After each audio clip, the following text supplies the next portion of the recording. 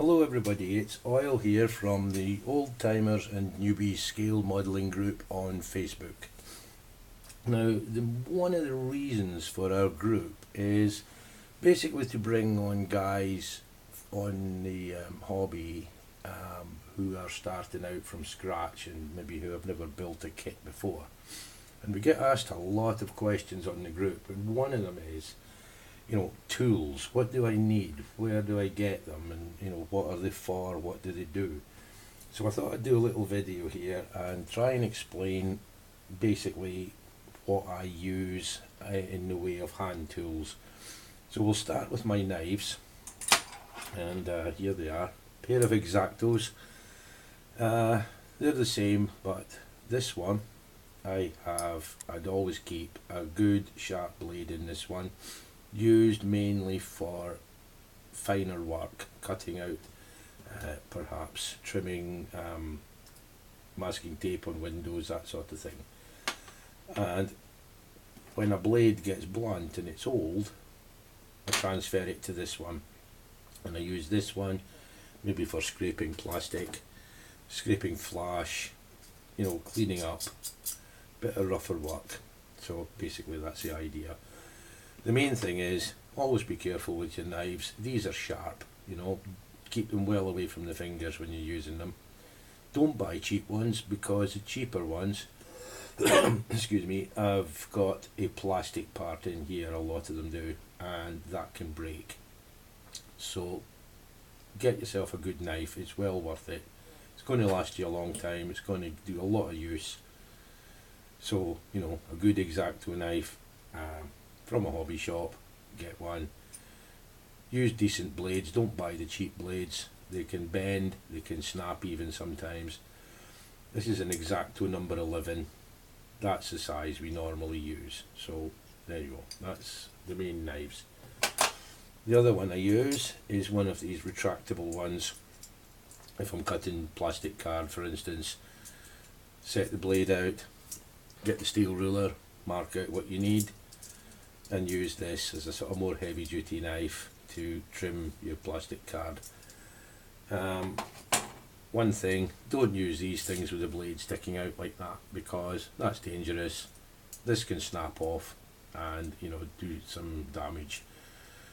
Keep it back till you've got one section of the blade sticking out, and of course when you're not using it, put it away again. So that's the knives. Now all our parts, or most of our parts, come on a sprue. So a pair of sprue cutters. Now the difference between sprue cutters and a pair of normal cutters, which I've got here, normal cutters have got the cutting edge at an angle going in the way. Same on that side. Right, now they're good for heavy duty stuff, but these have got a flat side on this side, which means when you go to cut something from the sprue, for example here, this will get right up against the edge of the part and leave very little to trim or clean off afterwards. Also for parts which are quite fragile, like brake linkages on trucks and things like that, using the very point of the cutters, you can get right in very gently and just take off the small fragile parts without breaking them. These of course can be used for more heavy duty jobs, like if you need to cut a piece of sprue, by all means use them for that. They're great for that. So that's the cutters. And following on from the cutters, we have pliers. Pair of long nose pliers used for a lot of things, bending wire for example, even just holding pieces in place if need be. Now as you notice, these are all spring loaded, which is very helpful. When it comes to photo etch, I don't have a photo etch bender, so I use these, which these have got a smooth square profile here. I can put my piece of photo etch in there, hold on to it, and bend it wherever I need to. Same with these ones, except these are rounded. So if I was making a small cylinder or something, I can wrap it round, and the same with wire as well, to coil wire around it. So those things. These you can pick up in hardware stores. They won't cost a lot of money. Mini pliers are called, and you'll get them for £2 or £3. Then we have my tweezers, spring-loaded ones, very handy for picking up parts and keeping a hold of them, so that your hands are free. You don't need to keep pressure on them. You can paint your part with that on, or you can use it to hold the part in place till it's set, that sort of thing. So those are quite handy. A pair of sort of more flat-headed spade tweezers with a cranked edge on, again for holding parts, maybe slightly bigger bits. Little ones with a pointed end, which you can get into a lot of little recesses with. That's actually not meant to be on there at the moment. You can get into little parts, little awkward areas with these. But I would say that these ones are the ones I use the most. With this cranked end and the pointed parts, I can get right inside where other things won't reach. I can get right in there, and I reckon I use these ones the most. So tweezers, yeah, you can pick them up in chemist shops. They won't cost you anything, £1 each perhaps, maybe a bit more, but not much more than that. And you can also buy them in sets as well. So that's the tweezers.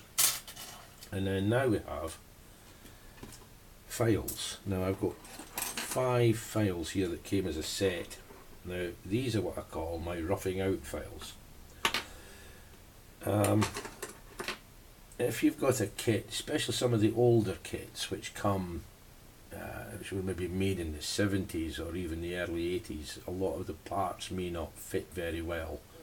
So you've got to do a bit of alteration on them, and it may involve having to file off a lot of the plastic, or file down really badly fitting joins and things like that. So these I use for the first stage of that.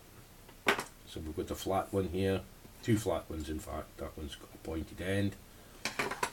We have a triangular one if you need to put in little V'd slots. A half rounded one for getting into scalloped or rounded corners, and a round one which can be used for widening holes, that sort of thing. So again, for £2 or £3, a set of files. But I do have a fine file, this little fine one here, so that it can be used once you've cut your parts off the sprue to take off these little rough bits. Just simply file away like that, and it's gone, and it's also nice and smooth. So that's the files. Then we have a little pin vise. Now this is an extremely handy tool. It's worked on the Archimedes spiraling principle with a spring on it. And for getting little holes made, this thing is extremely handy. As you can see, when you push that up and down, it spins round. Now on the fawn here, and this fawn isn't actually finished yet, you can see at the end of these cylinders, I've had to drill these out. There are pipes coming out of these. Now in the kit, this simply was an indentation.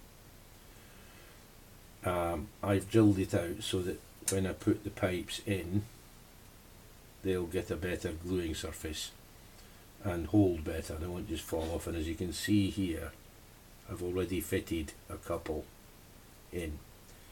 So a little pin vise for drilling out small holes, and I've got a set of little drill bits here. As you can see, it goes down to a very, very small size. So well worth having one of these. That's a pin vise. Then we have Set of scribers. Now I picked these particular ones up at a model show, and believe it or not, these cost me 50p each. They have different shaped ends, hooked and all sorts. They can be used for scribing, they can be used for even unblocking a tube of glue, like, you know, stick it in there, that sort of thing. But also for, if you dropped a piece down in there, you can use it for hooking it out. So they've got a few different little jobs, and I think they're quite handy. Then we have, excuse me, then we have clothes pegs. Now, these make great little clamps. They don't have a lot of pressure on them, but for holding little parts together, if you had two parts you were gluing together, do that, leave it with the glue on, come back to it, and of course with them being wooden, the glue will not stick to the wood, so they'll be fine. Also, as you can see, I use these for painting at times, so if I was spraying a lot of small parts or even hand painting them, I can hold them, they'll grip. I can leave them sitting like that, they're fine.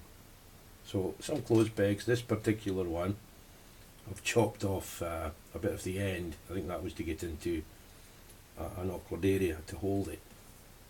But you know, something like that you can simply get out of the household drawer. And although I've only got one here at the moment, these little clamps, these are quite handy as well. They're a little bit stronger than the wooden ones, but anything like that you can get your hands on. Go into a paper shop, a newsagent's, you'll pick up little things like this, maybe for £1.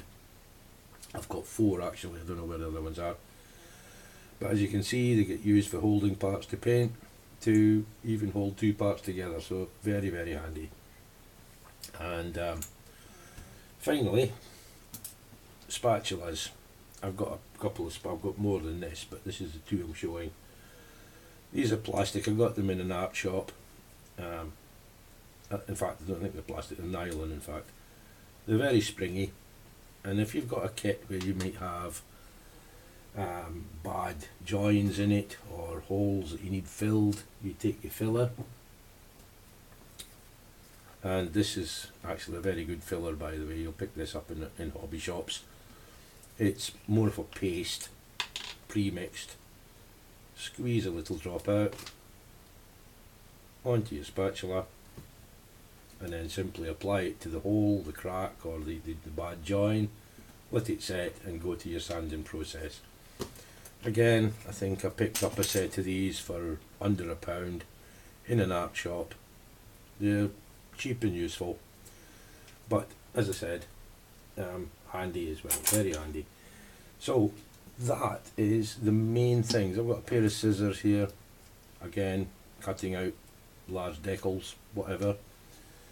But the main tools that I use you have seen there, and that's about it really. So if you're watching this, subscribe to the channel and visit us on Facebook. Look for Old Timers and Newbies Scale Modelling Group on Facebook, and you'll be quite welcome to join. So thanks for watching, and we will see you the next time.